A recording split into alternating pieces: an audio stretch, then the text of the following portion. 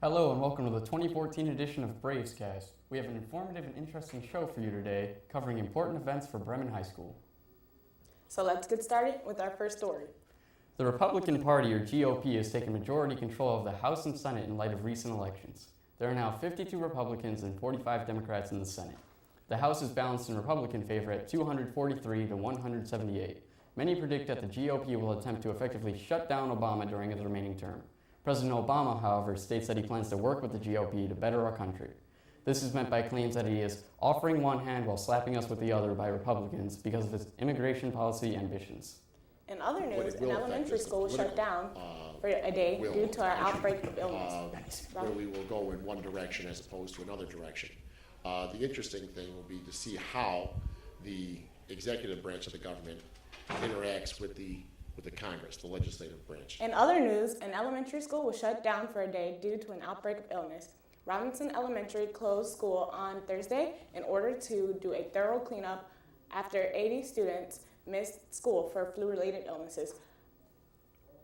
Keeping your sugar intake at a minimal level, because 2 tablespoons of sugar does put your immune system to sleep for 6 hours, and your immune system is what helps you to fight off germs, and if it's the sleep, it can help you fight off those germs and prevent the cold and the flu virus.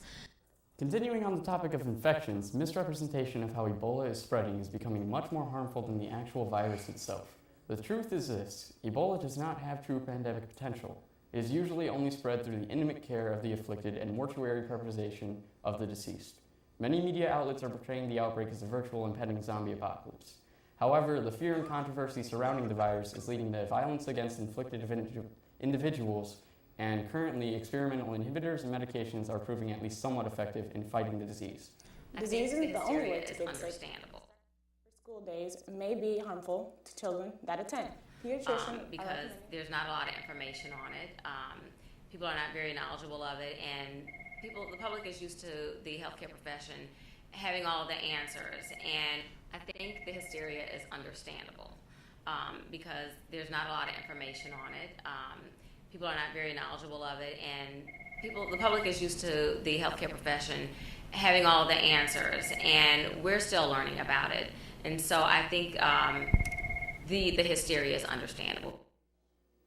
Disease isn't the only way to get sick. Start times for school days may be harmful to the children that attend. Pediatricians are recommending that the school are starting too early and should probably start later due to the rising rate of chronic sleep loss in the U.S. Losing much needed sleep could lead to bad grades, poor health, and other issues. Many schools are deciding not to change start times due to the expenses. The Antares spaceship launched by NASA on October 28th exploded briefly after liftoff from the launch pad. The 14-story rocket was built to deliver about 5,000 pounds of supplies, equipment, and experiments to the International Space Station.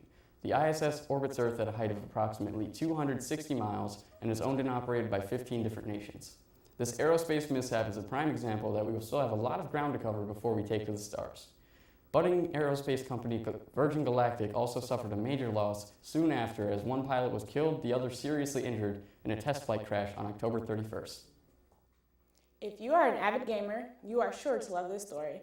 A student is currently attending college on a scholarship for playing video games. Robert Morris attendee Young Ben Chung won an annual $15,000 scholarship for his dedication to playing League of Legends. He leads a team of players and they battle other teams for millions of dollars in prizes. Chung is one of 15 students who has received this scholarship on its first year running.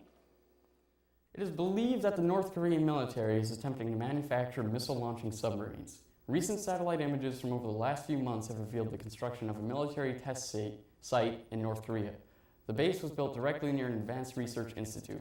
It's also believed that the Koreans have or are near having the capability to produce nuclear warheads. Structures roughly the shape and size of submarine launch silos have been discovered, and North Korean movements are being watched tentatively.